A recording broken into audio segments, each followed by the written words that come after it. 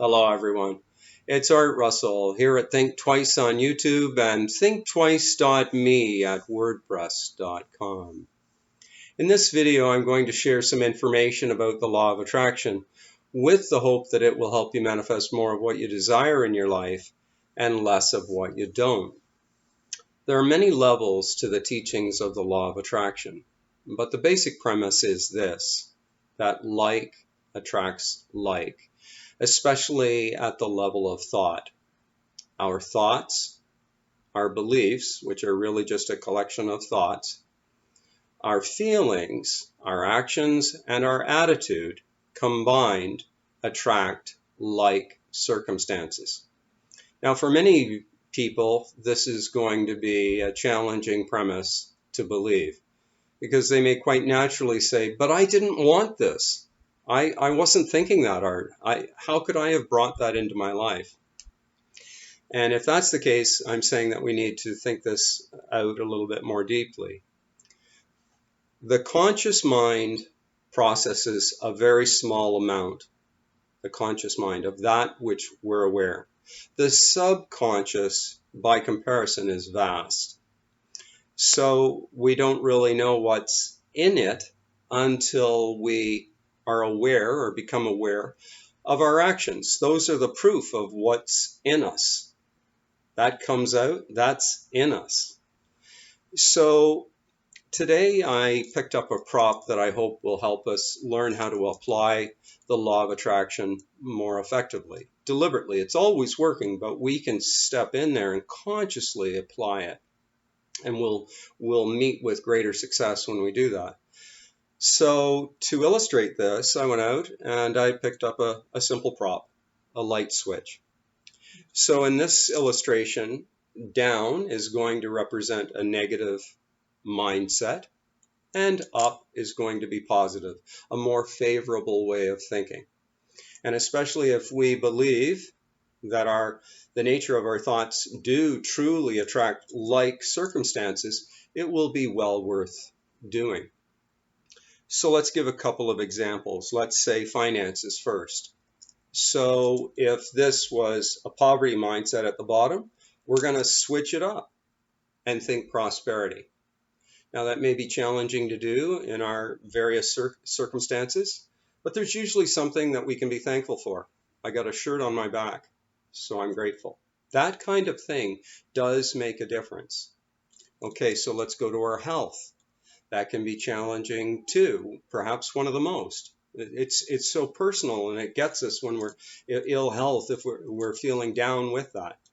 But if at that time we can switch it from the illness to switching it up to what's positive, we may get through that challenging health issue a lot more easily with the help of appropriate practitioners, etc. I'm not saying just leave it to thought. I'm saying if you're inspired to go to doctors and the full Western way of it, way of looking after our health, fine. Whatever you're attracted to, what's right for you, you're the one that will know that.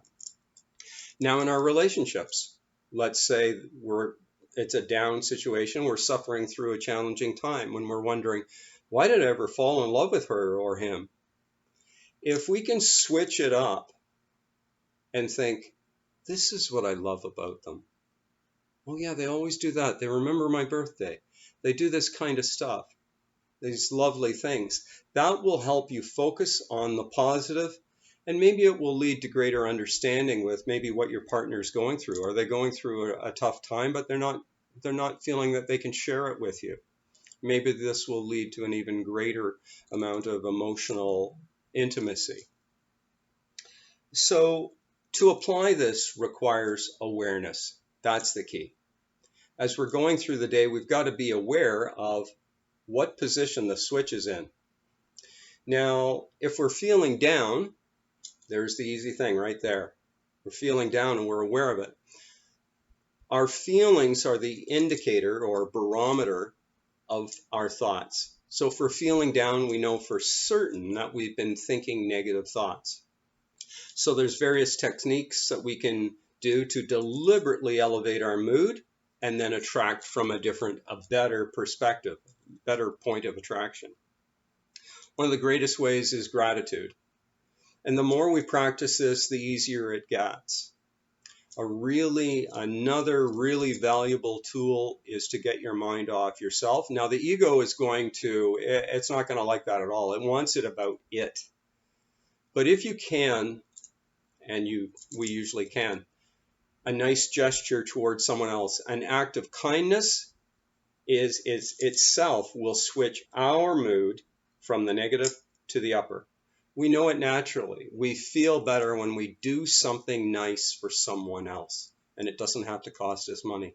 Hold open a door, smile, maybe compliment someone on how they're looking, that you sure look nice today. It can make a world of difference.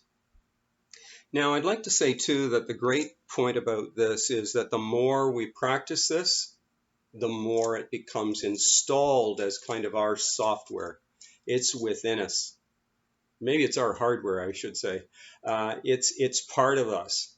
So when we practice this through the times that are going along fairly smoothly, it will be there for us through the more challenging times, and it will be our natural state to remain the switch up, looking for the positive amongst the seemingly negative circumstances that we're going through. Another important point related to this is that we must learn to respond versus react. React, quick, right? The habitual mindset, and that may have been based in a negative mindset.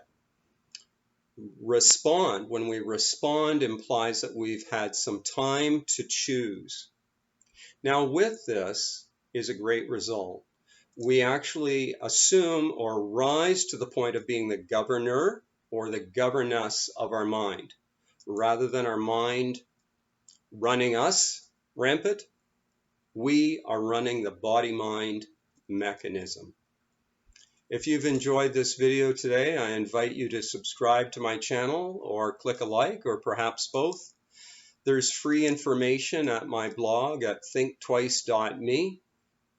Remember, as you go through your day, give it a try. Switch it up, stay positive, and you'll see results. You really will. Bye for now. We'll talk soon.